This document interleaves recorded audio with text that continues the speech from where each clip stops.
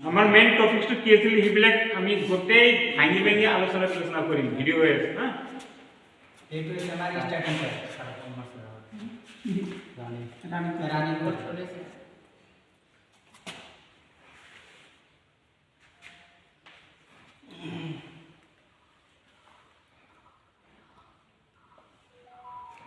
আৰু এইটো হৈছে আমাৰ ষ্টাৰ্টিং পইণ্ট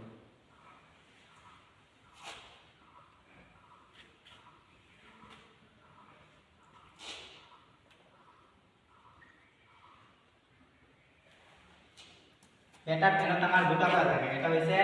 ৰানিং কয়েল আৰু এটা হৈছে স্টাৰ্টিং কয়েল দুটা কয়েলৰ আমাৰ মূৰ থাকে চাৰিটা ৰানিং কয়েলৰ এটা মূৰ আৰু স্টাৰ্টিং কয়েলৰ এটা মূৰ আমাৰ এইটো হ'ব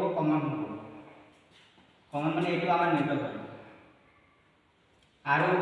দুটা মূৰ বাকি থাকে স্টাৰ্টিং আৰু ৰানিং কয়েলৰ এই দুটা গৈ পেলাই এটা কেপাসিটৰত লাগে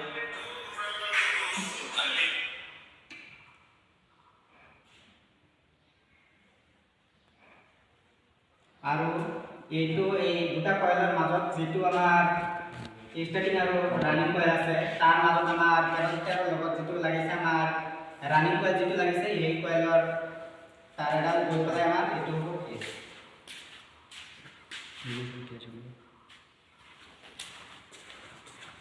এই